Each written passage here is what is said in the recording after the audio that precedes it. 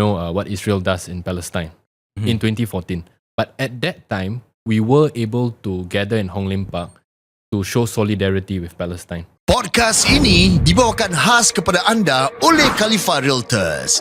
Biasanya banyak masalah akan timbul dalam proses penjualan atau membeli rumah di Singapura. Masalah HFE, loan, grant, cash ataupun faraid. Senang cakap, masalah-masalah ini memang takkan habis. Ya, memang ada beribu ejen hartanah di Singapura. Tetapi kenapa KHALIFA Realtors? Kerana dorang berpengalaman lebih dari 20 tahun. Dorang sangat profesional. Dorang akan membimbing anda dalam penjualan dan pembelian rumah anda seperti seorang Khalifah. Dorang juga akan jaga hati klien dorang walaupun ada klien yang sangat leceh. Dan yang paling penting, dorang selalu angkat Top Agent Award setiap tahun. Dah tak perlu fikir-fikir lagi nak pakai ejen yang mana. Hubungi KHALIFA Realtors di talian 8892-5882. Ikuti socials kami di Facebook, Instagram dan TikTok @KHALIFA Realtors. KHALIFA Realtors, kita kasih settle. Sorry. Jom ah. KAHTEL. 100 on the gas, I try to roll. Takkan silap kata bila go. Flex up on them collars, money shows. Dulu tak ada orang mention, sekarang semua on attention. We on the road, cari beras. Dapat sesuap pun tak berkeras. Keraskan hatiku, kerjakan mimpi dan lost on my peers like the pain in the past. No, I'm not sorry for knowing my worth. The blood that I've lost for a dream that I earned. It's for what you think, I'ma speak on my mind till the day that I die. It's KAHTEL till it burns. I know I'm different, I'm on my own way. Round my cakap, let's get it, tapi semua swerve. Banyak suka tembak nama, suka buang masa. Apa korang nak percaya? I got some people that's praying, hoping the shit that I'm on takkan last, I'm a servant. Saya nasib pun tak ada orang pasal untuk korang tengok. Sekarang was the word, sekarang kita Podcast paling raw berkumandang lagi di dalam konti KAHTEL 3.0 POKBIK ni. I'm Syam Rahman. I'm Raja Razi. Thank you kepada semua yang masih lagi mendengarkan podcast paling raw di Spotify dan juga di YouTube. Melihat kami di YouTube, subscribe. Alhamdulillah subscribers pun dah menjunam, menaiki gunung. Menjunam turun. Menaik apa? Meningkat. Maafkan saya. Tetapi di Spotify kita kembali di top 10 charts. Alhamdulillah. Dah lama tak nampak kita berada di atas bersama-sama dengan rakan-rakan. Yep.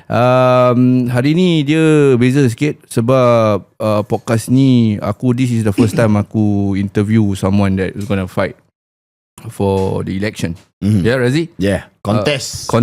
Yep. Okay. Who do you vote for, my brother? My vote is secret, bro. Yes, that's good. Yep. This generation, what you vote for? Oh, you pergi bilang. But do you think it's secret? Yes, of course. Are you sure? Yes. If it's secret, why your name have a serial number? Oh. Maybe we can ask the politician upcoming. YB. Yes, YB Syam Rahman. Kalau aku YB yang berhormat. Yes. Kau BY. Tak, YB yang bongok. Mr. Rafin, you see this fella? How you want to fight for this? You don't understand. Not yet. But wait, talking about the vote. Yeah. Public cannot know. Oh, the public shouldn't know lah. Your vote is secret mah. Okay. Can we say publicly who we are voting for? No. Actually can bro, but usually people keep it secret because some people say they vote this party. But when they want to pen it down, they want to put the tick right, they vote another party. Right. Because it's a lot of people are very hypocrite. That's normal lah. We are living in the life of 2025. Talking about hypocrite, we bring someone that is not a hypocrite lah. He's fighting for the election, and of course the election is coming for this 2025. We are with Mr. I would say Arifin Shah is from SDP. Yeah. You are formerly from PSP, right? No. SDP is first. SDP, yeah. You do anyhow, no? This. Okay. What are you? Wrong source article lah. You better write properly. Right. Which article? I cannot say. Thank you, sir, for coming by to the. Please call me Arifin. Arifin. Finn, which is easier. Finn, yeah. Alright. One of the youngest candidate Yes. in SDP, only 28 years old. And actually, I saw his video back when he was 70 years old at Hong Lim Park, right? And he was talking about the current governance at the point of time. And he was so brave, and he mentioned a few names. And I asked him, like, anything happened to you at the point of time where you were 70, where you were 70 years old? Actually, nothing happened. Nothing happened. Yeah, so in a sense, sorry, I didn't know when I could talk just now. So I like. Don't worry, Okay. this is raw. Oh, okay. Up to you. I was waiting like, when do I come in? This is our own parliament. Okay. Don't worry. Yeah. So actually, right, it's quite interesting. So when I was 17, this was 2014, right? So I felt that Singapore's space was actually a bit more open, Right. in a sense where I remember in 2014 there was also an incident. I mean, not an incident. An incident is an understatement. Yeah. But you know what Israel does in Palestine in 2014. But at that time, we were able to gather in Hong Lim Park to show solidarity with Palestine. Right. So there was actually an open protest. I mean, not say protest, but like a gathering in Palestine. But from what in Hong Lim Park about Palestine. But from what I gather, I think in recent times they don't allow the permits anymore. So in a sense, the space was a bit different back then. Yeah. Right. So back then, you're actually more open to talk about it. No, I think the spaces were more open. I think the people have always been open to talk about it. Yeah. It's just a question of sometimes we need alternative points of view and whatnot. But I think at that time, basically, we if we wanted to organize a gathering in Hong Lim Park about Palestine, we could, but now you can't. What's the reason? The official reason. I think I don't want to be misquoting the government because you know they're very sensitive. Right. But I think So allegedly lah, basically, or or like roughly like paraphrase lah. I'm sure like you can paraphrase, put up the MHA statement here or something like that. Yeah. But I think they are saying that look, it might lead to more tension in society. Inciting hate between Yeah, races and religions lah. Yeah, I mean that might be one of their reasoning. But frankly speaking, I think we are one of the most educated countries in the world. We are a first world country. Yep. Right. Are you telling me that all of us can't come to a space and have a civil conversation? And honestly, yes, amongst Malay Muslims and whatnot, there is a higher proportion of people who feel solidarity, sympathy with Palestine. Right. Yep. But I don't think this is an issue about race or religion, right? Because you see people from all races all over the world speaking up. So in that sense, sometimes I feel that the government can trust society a bit more, to sort things out ourselves. Yeah. You know, like we know what the lines are, we know what the markers are. Of course. So amongst ourselves, even on this table, we can have disagreements. But I think it's that conversation that needs to be had. Yeah. Actually, it don't have to happen to Muslims. If let's say this thing happened to other religion like Christianity or like Buddhism, so also we will feel Exactly. Yeah, It's because about humanity. it's about the killings of women and children. So that's what we are actually Correct. thinking about. Before we jump into the election more, right? Yes. Let's get to know Arifin Shah a Alright. bit deeper. Yeah. Of course. He's a founder of Wake Up Singapore. Wow. It's an article. It's a media. It's Rahman just found out a few minutes ago. Yeah, Mr. Syam Rahman. Rahman at home. Oh, okay. Yeah, Rahman, at my home. father. Yeah. Oh, sorry. Sham. I mean, just to touch on it, a lot of people mistook surnames of Malay people. Yeah, my bad. Yeah. Yeah, But yeah, it's okay. He can handle it, no problem. You have to know something about his father. Okay, sir. So he's a founder of Wake Up Singapore. I just also know. Yeah. And also he's a lawyer. Not yet. Practice lawyer. I mean, you're studying. I'm still waiting to get my How bar. long? How long? Hopefully by end of this year. Yeah. Okay. Yeah. So you're legal executive. Correct. Legal Yeah. executive. That means you okay. don't have a practicing license yet. Right. So you can't give advice. You just assist the lawyer. Okay. So who runs Wake Up Singapore since you are doing the election? I mean, we have a team, Right. and we're always on the lookout for volunteers and stuff like that. So generally during elections, we have a bit of an upsurge of volunteers. okay. Yeah. Oh, people volunteer to be part of the editorial team. Yeah, editorial, and I mean these days we are trying to move into video and Instagram because Yep. honestly nobody reads articles anymore. Yes, agree. And we are not, we don't make any money. In fact, every month we bleed lah, right? Oh, is it? No, so really? Yeah. So in that sense, I mean we haven't monetized. I mean we have opportunities to monetize a lot, but then I'm not very good at that, so we just let it be.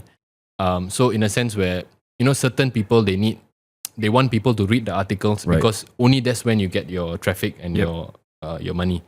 For me, I honestly don't care whether you read an article or you read another website, or some people like they get very sensitive when you plug their content and whatnot. So for me, it's just look, the information is out there. It's an open platform. Agree, disagree, whatever the thing, right? I think that we should have more conversations. So in fact, like, okay, let's say we disagree about, let's say, what's happening in Palestine. We disagree about, let's say, minimum wage in Singapore, whether HDBs are affordable.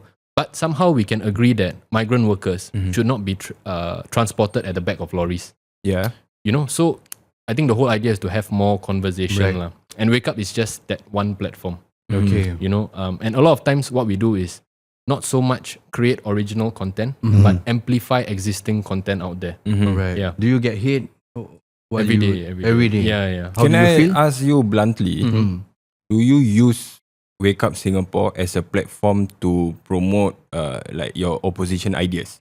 Like, okay, for example, like Mothership or any other media channels, sometimes you can see they are pro PAP, pro this, pro that. But since you are part of a political party, do you use that platform as to enhance whatever you want to shout out based on your party? Do you align them together? Yep. So, good question. The short answer is, it's not aligned with any party, but it's aligned with the people in a sense, right? So, Wake Up Singapore from day one, we have never pretended to be objective. Right. Like, we openly say that we are leaning towards the opposition. We will openly support the opposition because we may not be balanced, but our presence is the balance. That means in the playing field, you have, your pro-PAP pages, and so we provide the balance. But ultimately, we were just talking earlier, look, tomorrow if the PAP says that we are prepared to recognize Palestine as a state, we will applaud that. We will be the first to support that, right? If tomorrow the PAP says, let's ban transport of migrant workers in the back of lorries, we will be the first to support that. Right. So in a sense, it's just that if you go to our Instagram, right, there's like at the top, like a pin post or something like that. Yeah. It's things that we stand for. I see. Okay. So things like, for example, we believe that people who abuse animals should be punished a bit more harshly. Right. Right. The current laws are not may not be give the perception that it may not be harsh enough. Right. So honestly, whichever the party of the day is, and I don't think it's going to change for a long time. It's more based on like, okay, look, we stand for these things. If you align with us, then of course we will amplify you, we will support you. Yeah. And if you don't, we also will, we won't be afraid to criticize or call out. In fact, a lot of times, even within the opposition, I'm sure you all know that not all opposition is equal. Yeah. So, we have called out things before that we don't agree with. Yeah. Right. You mentioned about the Singapore law that, some would not agree. Singapore law. Yeah, Singapore law. Oi. Like, can I just ask? This is regards the hanging. Drugs. Oh yeah. Death penalty. Death penalty. Okay. Yeah. Can I ask, like, what's your take on that? Okay, so I think when we are dealing with the death penalty, right, one thing that we need to know is that it's something that is it has a very strong emotional appeal. Okay, in a sense where it appeals to the sense of like revenge or retribution, because you deeply feel that, oh, this is so wrong, right? But this is a question I always ask, and I'll ask all of you as well. Okay, so right now we have the death penalty for drugs in Singapore, right? Drug trafficking. But a lot of times, I'm sure you all have seen comments where, let's say, a very brutal sexual assault case or a pedophile, right? And then people are calling for the death penalty. We are comparing. So the question is, look, Singapore claims that death penalty is only applied for the most serious of crimes. But what are your takes? Like, would you consider that the most serious of crimes, or Right. I would say bluntly, because it affects economy. Okay.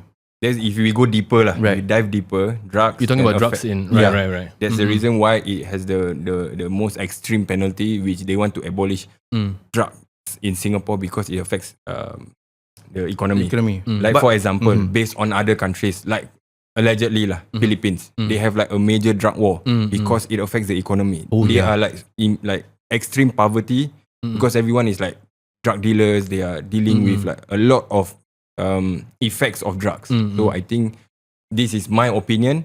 I think Singapore is very strict on drugs because of the economy. Yep. That's my take lah. But talking about that also, do we personally agree hanging is the best solution ever? Death sentence. Yeah, death sentence. Okay, this is actually a bit sensitive. Yeah. Okay, because there are a few Singaporeans who went Correct. through death sentence. But for me, you've been warned. You've been warned. Yep. More than 100 grams, if I'm not mistaken. Different drugs, Different drugs, different different weighing, and you get a death penalty, right? So you've been warned. When you've been warned, it is in the law, book of law, and you still do it. Means you don't mind. Get to be, if you were caught, you don't mind to go for the death sentence. What if there's no death sentence? Let's say, for example, you were caught. Then you will have to be go for a lifer sentence, like 30 years. You don't mind because you're still alive. Right. I mean, even if a death sentence, you still do it. But if let's say there's no death sentence, more people will still keep on doing it, right? They don't mind to take the risk. Yeah. But the thing is, I remember our Mr. Late Lee Kuan Yew, he did talk about this because I think one of the US press interviewed him, and he said that why he will not abolish death penalty because it will destroy families. For example, 3 kilos of heroin can destroy 3,000 families. Yeah, because it will affect the families. That's why he will never abolish this. Unless if let's say you bring in 3 kilo, it only for your own consumption. Okay, fine. But for trafficking means you are selling to the people here. Yeah, so it will destroy families. So that's why he don't agree and about I think that. they're still using the same reasoning today, lah. Yeah. Right. They said the same. So what about those rape cases? There's a brutal rape cases maybe happening. So sometimes we would see that it's only maybe 10 years and maybe 10 strokes of the cane. Is that fair? You know, So because it's rape. You just imagine. I mean, their official. I remember seeing this argument before. I mean, I don't know what's the data behind it. Right? But I'm sure. I mean, it makes common sense, lah. They say that look, if you have the death penalty for rape, it will lead to people killing the victim. Okay. As opposed to just committing your sexual assault. You will. There's no distinction between the punishment for rape and the punishment for, let's say, murder. Because a dead man cannot speak. Yeah. But what's your take on the death penalty for drug traffickers? For me personally, about the death penalty, my view is that any system run by humans may be prone to errors, right? So because of the possibility of error, on principle, I don't support the death penalty, right? Because I think that the death penalty is irreversible. Yeah. Right. So a lot of times you can have, I mean, of course, you have the appeal process and whatnot, all that is clear, right? But we have, I mean, you have seen in other countries cases where people, some evidence comes out 20 years later, 30 years later, the person can still be exonerated. Yeah. I think as a matter of principle, I completely see the emotional appeal of the death penalty and the rational thing you're talking about. Right. But for me, it's just the possibility of error. Right. It's something that we cannot reverse, right? So that's my discomfort with the death penalty. Yeah. My personal discomfort. What do you mean by it cannot be reversed? If let's say some evidence comes out that this guy is innocent, you can't he's bring already him. hanged. Yeah. Whereas if it's a lifer or whatnot, there is still some room, right? But of course, there's always a question is like, sometimes we learn in law school, like, is it better to let one guilty man free or hang one innocent man? Yeah. So for me, that's the discomfort I sit with. I mean, I completely see the appeal of the death penalty, but from that standpoint, I have a bit of discomfort with it. Wow, that's good. Okay, enough of these. But actually, the penalty can be prevented if there's a president's pardon, right? Yes, correct. But I think in Singapore, if I'm not wrong, you haven't seen a pardon in like 20 plus years. Yeah, because sometimes you honestly wonder, right? Someone goes to death row, let's say at the age of 22, 23. Okay, assuming he is guilty. Okay, he was going through some time. He makes a decision in his life, right? But sometimes by the time you hang the person, he becomes 33 years old. Yeah, right. So the question I ask sometimes is, are we hanging the same person that committed the offense? Maybe he changed when he was in prison. Possibly, but literally, I mean, are we the same people that we were 5 years ago, 6 years ago, 8 years ago? So sometimes these are the things that, sometimes I think about personally. Yeah. Maybe my take would be it's a message to the masses. Correct, Yeah. correct. Right? Yeah. Not if you focus on individuality. Correct, yes, correct. I commit this crime 5 years and I'm waiting on death row. When I'm in prison, I would rehabilitate. That's the key for prison Correct, service is for rehabilitation. Definitely. Right? But 10 years later, I might change. Oh, I'm inside prison. This is enough punishment for me. I have no freedom. Yeah, if I were to be given a second chance, I wouldn't do it. But I think the harshness of this death penalty is a message to the masses. Like, if you have an offer to bring in like 1 kilograms of heroin from, let's say, the neighboring countries, the thought of you being hanged, it scares people and it steers people to say no. If maybe they play by luck. Okay, maybe if I kena caught, then I kena hang lah. But if I never kena caught, I can get make like money thousands lah, of make I can money, make money. But it's a luck. But whether they want to gamble with their life, because right now they are gambling with life, not time. And I mean, if you go by the argument, it's not just their own life. You know, it's the life of the Of its people. families too. Consumers Yeah. as well, right? So the splash effect is so Yeah, vast. I get that. Yeah. You get what I mean? So I think I'm not saying I stand with it, but I understand the reasoning behind it. Yeah. Yep. Right, that's a good conversation we had. So Muslim UT yes, we're gonna GRC, dive. right? We're gonna dive this topic like election. I my- want to know. My opinion, Yeah. because I was a Muslim resident before. Oh, you're the Muslim I people, speak Muslim, bro. All right, Muslim people Muslim, very good. 100 plus, bro. A lot of gangsters on there. No, you cannot tell that, bro. Oh, cannot see that. Yeah, ah? Okay. In gangster, cannot tell. then they sell contraband cigarette or kena caught. That one you buy, right? No, I don't buy. I don't support that, bro. Contraband cigarette. But you know. Okay, let's talk about Muslim, my brother. Okay. What is it going to talk Okay, Muslim UT, right? Yeah, Muslim. yeah. Okay, let's talk about Muslim. Muslim, they have majority the Merdeka generation, or majority are like people who age 50 and above. So you as a young candidate coming in contesting against I think there's only one party that you're competing, right? Which is it's a straight fight, the PAP. PAP, right? Yeah. So The PM himself lah. the PM himself, Yeah, PM yeah. Lawrence Wong, Yeah. is in Malaysia UT, and MP Zaki is also there. Yes, Zaki, So Aniso, Zaki, and So Alex, yeah. bro, let me tell you frankly, I'm not saying that you're going to lose or you're going to win, but it's a very difficult GRC to contest, bro. It is. Because a lot of people there, they really know. Okay, for example, MP Zaki is like a family friend to us, to my mom, Yeah, you know, yeah. my late dad and everything. And but for yourself, why Muslim UT, bro? So it's quite interesting, and I have no doubt that the MPs, the PAP MPs, they work very hard on the ground, right? Yeah. So Muslim UT, 2 reasons, right? Or rather 3 reasons. I'll go to the most interesting one at the end lah. Okay. Right? So the first reason is Kami hey bersama dengan teman-teman penaja KHALIFA Realtors. Okay, Lagi sekali ya. KHALIFA Realtors. Cak KHALIFA Realtors. Sekali lagi jangan lupa boleh hubungi mereka di talian 88925882 Ikuti Facebook, Instagram dan juga TikTok mereka @KHALIFA Realtors. Yes. Kami bersama dengan Abang Malik, Faizal Hanafi Hey. dan juga Kai di Yeah. dalam studio seperti biasa. Topik yang dibincangkan seperti biasa setiap minggu bersama mereka. Siapa nak mulakan topik ini? Oh, dengar ada pendengar KAHTEL dah engage korang. Alhamdulillah ada. Recently. Baru ni. Silakan boleh. Abang yang baru lah. Okey, silakan. Silakan abang boleh. Ada actually every week pun Dekat kita ada sikit. pergi presentation lah dengan ke pendengar KAHTEL. Oh. Alhamdulillah. And then hari-hari pun banyak inquiry sampai tak terlayan kadang. Wah. Macam Ni betul ke bidik ni? betul. Serius ah? Betul. Diorang kalau bedik, diorang tak cakap, diorang takkan bohong, bro. Kan masih Syawal. Tak boleh bohong. Faizal ada nak ni kan? Shout out lu. Yes, shout out to this guy, Kin. Dia dekat second link. I think ICA Well, ICA yang lihat tu. Etos lah. atau Cisco. Yeah, Cisco. Shout out. Etos, yeah. Dia KAHTEL punya listener. Habis dia cakap apa? Asal boleh dia kenal dengan Faizal? Yeah, so I went maju KHALIFA. Ni abang KHALIFA. Ni Faizal. Bukan kasih duit ke apa tak ada Tak ada. Oh, tak ada. Okay. Mana boleh bro? Dia dekat second link bro. Second link tak boleh. Nak ambil gambar pun tak boleh.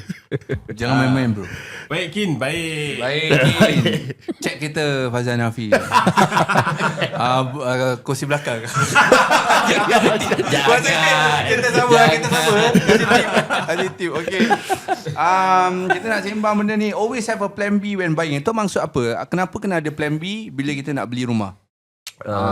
Siapa sih? Silakan. Buat kerja. Aku jawab untuk awak. Okay, actually when we're talking about plan B, kalau beli rumah, kadang-kadang macam first time buyers especially, diorang very excited tau. Dan sekarang punya buyers, they are very tech savvy. They know how to find listings. Diorang dah macam when we meet them, we do the calculation for them, we do the HFE for them. They have an idea of where to buy, which units to buy. So diorang dah come out tau with the list, then kasih kita. Forward all the links to us, then we will help you to arrange. But they will always tell, we like this one, we like this one. For example, this particular unit pasal apa, maybe dekat dengan parents, or maybe dekat dengan children punya school. So they pour their emotion, harapan, menaruh harapan betul nak ambil rumah tu. We always tell them, jangan jangan menaruh harapan. Don't all in lah kan. Pasal apa? Sama juga macam kita beli baju Melayu. Kita beli baju Melayu, kita tak tengok satu kedai, then kita choose on that baju, atau kita tak tengok satu baju baru kita beli kan. Kita nak kena tengok 4-5 pasang, try 4-5 kedai baru kita decide. Kalau baju kita boleh choose sampai to that extent, why not? Sama juga macam kita punya rumah, which is actually the biggest ticket item that you're going to buy in your life. Okay. Tapi actually melalui pengalaman lama aku ni, saya bila orang start view rumah kan, kalau dia dah suka kan, bukan it's not that patut kau kena dapatkan rumah tu dulu. Kalau tak dapat baru tengok rumah lain. Pasal kalau let's say kalau dia dah start tengok 2-3 rumah, 4-5 rumah, nanti dah jadi shopping, nanti dah boleh jadi sampai 30 rumah nanti dia view. Betul, you are not wrong there. But so are you guys okay to bring them to view like 30 houses? But not until 30 houses. Yes. Dia macam gini. Testing macam nyanyi. Okay. Dia macam gini. First thing first, kita kena listen to the buyer kita. The requirement the requirements and everything. So from there kita shrink down, kita choose the unit that we suitable to orang punya budget, and everything. So that's what we do actually. So kalau kita bawa nanti you will be more confused. Lagi banyak rumah, lagi banyak you will be confused. So shrink down, listen to the buyers. That's the most important thing. Listen to what they want. And we bring the houses yang apa yang dekat dengan hati diorang. Why I mentioned that you must have a plan B. Pasal kadang-kadang when you really want the house, kan sekali tak dapat for whatever reason. Sekali maybe the price or the budget, or maybe you come into offering for that unit, sekali another buyer and they are willing to go all out for that unit for whatever reason. Sekali you lose out. So you dah jadi down tau. Alamak, rumah ni tak dapat you will have macam that semangat macam kurang tau. Then every subsequent house korang pergi tengok, nanti alamak rumah tu, you always compare with that one. Tu sudah lah. So always keep an open mind to have more than one choice. 2-3 choices. Kalau plan A tak dapat, plan B tak dapat, plan C. So at least you have options. So you can actually macam navigate your way through the purchase. Kalau beli dekat East Coast, kena East Coast plan tak ada. I got one client. I don't know diorang punya tawakal very kuat. I mean dia cakap tak apa Faizal, we try for this house. If it's what meant for us, it's meant for us. Okay. So dia sampai dah tengok rumah, dia cakap nanti nak solat istihara. Pergi masjid, dia solat, dia cakap I think this house kita nak. So when first time we bid, dia nak hire. So diorang tak nak. Dia cakap, the seller cakap, give me the offer before 10 PM. But we did not make any offer. Because dia tawakal lah kira. Tawakal kuat. The next day, we thought the unit tak ada. The agent came back to us. Does your buyer still keen not? I said can, but I want the lower price. So they did not, alhamdulillah, we got it. So, tawakal dia tinggi, babe.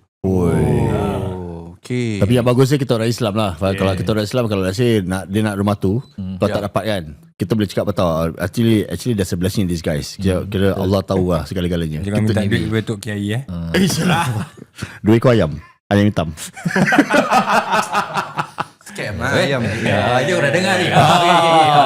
Macam familiar. Itu sama tak? Tak apa, ni kita buat next episode. One of my sama dia I kenal lah. Okay. Dia punya is, dia kata, you kasih I duit tu, nanti I solat, taruh duit tu atas sejadah, duit tu sampai Mekah. Okay, ni kita balik. InsyaAllah. Lagi real bro. Tinggal level saya Okay, ni. tapi touching on yang tadi yang option B tu, yang plan B tu. Saya. If let's say yang first option yang dia betul-betul nak tu tak dapat, what's the next punya, is it korang akan carikan nearby ke, or the best criteria that Usually they want what in the we, first okay, one? usually first round kan kita ada macam ada 3-4 houses to view, for example So we will ask them, okay, which is the one that you really want? Then they will say this one. Okay, kalau ni tak dapat macam mana? Then so we have a list already. Which one kirakan plan A, plan B, plan C. So memang kita dah, kalau betul-betul plan A sahaja, then the rest macam dia tak nak juga, then we continue with the viewing lah until we get an alternative option. Okay, selalu how we do is view the houses. So kata we go view 5 houses. After the viewing, kita akan sit down with them, or we just discuss along the way gitu. Kita akan discuss what are the units yang you suka, which are the units yang you like. So I like the first one, this one, second one, and the third one. So from there we work out lah. So first choice is this. Kalau tak dapat, you already have a backup plan. The second choice. Tak dapat, and the third choice. Kalau betul-betul semua tak ada, then you have to go to the next round of viewing. So basically for buyers, if you want to buy a house, kira adakan option. Yes. I practice that bila I beli rumah. Not the current house lah. It's the first one before this current house. So kita apply for sales or balance flat.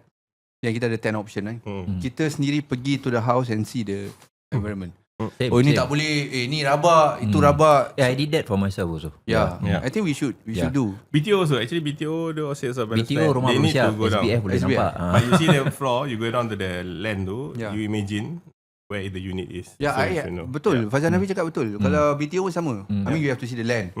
Then kalau you have to imagine benda ni naik. Betul. So what's gonna apa di depan HDB tu kan, sekolah ke, padang apa lagi tu ke kan. Betul. Like my brother-in-law, dia beli SBF tak silap, dekat Ket Hong. Okay. Rumah dia 802, 803 Ke atas tu, atas sekali. Depan tu dah tak boleh nampak apa-apa that time. Tapi alali dah jadi tengah dah. Dah jadi tengah. The whole, apa yang kau tengok begitu Syafat? Dia tinggal berapa lama? Dia berapa lama? Aku takut lah. Dia buat perangai aku dia semalam. Dia berapa lama tinggal sana? It's about 3 years dah. Oh, dah boleh jual Belum Belum. Dia tak jual lah. Suruh jual lah, tengah dah naik. Dia punya seat turun tak? Tengah naik lah. Dia punya seat turun tak? Mana? Seat. Oh tak.